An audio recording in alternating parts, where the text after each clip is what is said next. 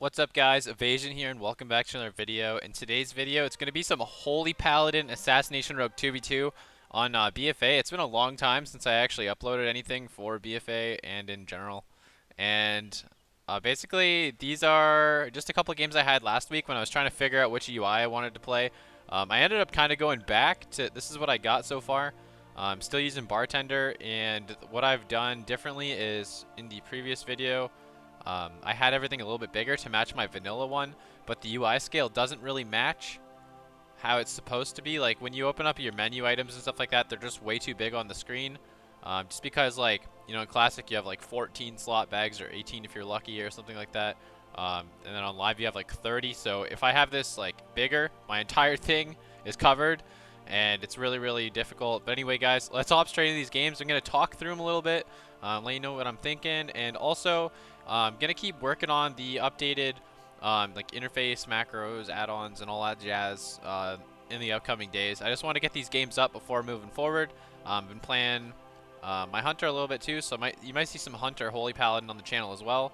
But I'm still pretty undergeared. Anyway, without further ado, let's hop into the game. Sorry for the long intro. Alright, hopping into game one. I believe these games are around 2200 to 2250 or so MMR. I'm still up there from before I, kind of played Classic a lot and got really rusty. Um, but regardless, we did pretty well in these games. This was probably, 5 games in after starting playing again. So I think we started off rough. I might have said that in a previous video, and we ended up doing pretty good. So anyway, we're going to go in. We're going to be trying to kill the Hpally. General strategy against this comp is you just bleed the warrior and focus on the paladin mostly. But the way that I usually play, I play a little bit differently myself with my Holy Paladin friend because we just have like a lot of coordination. So a lot of times when you build pressure from multi-dotting and stuff like that, we find it's actually inferior than just bursting. Um, he's like a very, very aggressive Holy Paladin, so he does like a lot of damage, and it kind of helps like generate kills in situations where you wouldn't normally even force cooldowns. But anyway, so going in here, we're gonna get. I asked for the sap out on the warrior, maybe force Zerker Rage. Never really know if it's gonna be useful or not.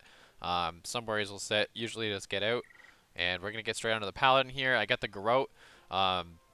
Get my dots up, kitty shot, throw it a Crucible of Flame. Um, just also for reference too, I am using Crucible of Flame rank 3. We get the shield wall out of the paladin here, and he gets around the corner. I got storm bolted, disarmed, and I'm slowed. I can't really get on the paladin still. My paladin's actually got his damage cooldowns up right now. Kind of a very aggressive start for us, and I can't actually get there, so it kind of sucks. I might have been able to get freedom here, but I was kind of LOS. And so what my paladin does is he goes for a repentance onto the holy paladin. And what I'm looking to do is whack this warband before the cast gets off. He didn't actually communicate this in voice. This was just like a clutch kind of team thing we did together. Um, and so he gets the full rep out there. What that allows me to do is vanish and get over there. Since I'm low, he sacks me. And what sack is also going to do in this situation, it's kind of an overlap. But since I'm not taking any damage, I'm going to be able to hang out and vanish and not actually come out of stealth. Because since I'm taking no technical damage, it's all being redirected through like ultimate sacrifice. I'm going to be able to sit in stealth. Going to Garrote here off this repentance. So we're just going to keep riding down this paladin. Paladin goes for this fake cast here without his divine favor. And so I'm prepared. I'm pretty sure he's going to cast Divine Favor and use a big Holy Light here. But he should have just did it right away because he's still going to have to bubble now since he didn't get the heal off before my kidney shot came back. And basically he has to bubble there. Also right here, just wanted to point something out. Holy Paladin bubbles accidentally. As soon as bubble falls, I get Storm Bolted there. Not a big deal. I have Step here to kick this Repentance. And I have Bop on me, so I can't really take any more crowd control if there was a fear or anything like that. I can't get slowed or disarmed. And yeah, we get the kill.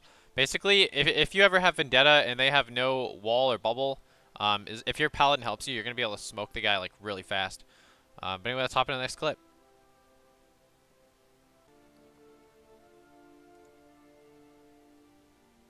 Alright, this next match here is kind of cheesy one against a Destruction Warlock and a Holy Paladin here, and trying to get onto the Holy Paladin and force bubble really early. And just try and peel the Warlock so he can't fear us and stuff while we're trying to do it. I'm going to go in, sap the Warlock, get a Garrote onto the Paladin, and do a full kitty. Then I'm going to toss out a Crucible of Flame usually, and we're going to be trying to The Warlock goes for his Infernal immediately, so I'm going to try and slow the Warlock and LOS him. We forced bubble really early there. I don't think he actually needed to bubble that, but he was taking a lot of damage, so he needed to do something. But that's pretty much why this game's going to be over super fast, because as soon as it ends, I'm going to try and blind the Warlock. If the Warlock Trinket's blind, I'm going to vanish Garrote Warlock's Trinket, Garrote the Paladin. As soon as I'm able to Vendetta and full kidney here, this guy's going to be in a lot of trouble. I tell my Paladin, we need to kill right now. So he just YOLO bubbles, I hit Cloak, Warlock can't peel us, and we destroy the Paladin. Pretty all-in tactic, but definitely a good way to take advantage of their mistake. I get a little Maledict upgrade there, and we're into the next clip. Alright, this next clip here is against Fire Mage Assassin, and basically we just have to stop the opener from them getting greater pyros onto the Hpally in the opener. Ideally, they should be waiting for me to come out here, but opening on the Hpally can definitely work as well if they get bubble in the opener. I just go up on my Paladin, bomb at the last second. You want to bomb as late as possible, otherwise the mage can potentially blink into smoke bomb and still get his greater off, in which case you kind of just waste your cooldown. I get a sap up on here, wait for my Paladin to get in combat with Judgment, and then Garrote him. Basically now I get peeled up by a cheap shot, but I'm able to stop the first one. They blind me. My Paladin uses Blinding Light to stall them during the blind, which is really good, and then their Rogue trinkets and goes on me. I get polyed, but I get dispelled, so I can vanish cheap shot the Rogue here and immediately get back onto the mage.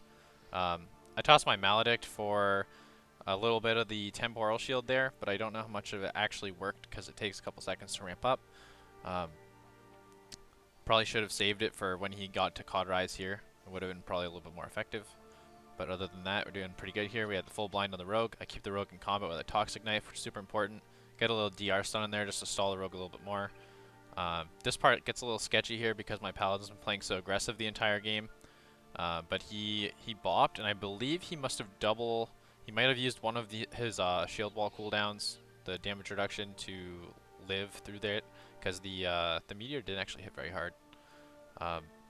But the audio for the end of that game was kind of funny because I said, well, here, we'll just let it play for you guys.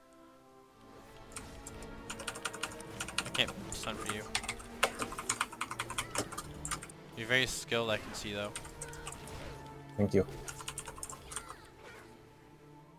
Anyway, guys, that's going to do it for this video. If you've enjoyed this video, I know I enjoyed making it because it was the first time I did a commentary in a while. Please be sure to give it a like. Consider giving me a comment. Subscribe for more content. Also, be sure to check out my Twitch at twitch.tv/EvasionX. I'm going to get some more streams going, but I'm pretty inconsistent with that. We're going to get there, though.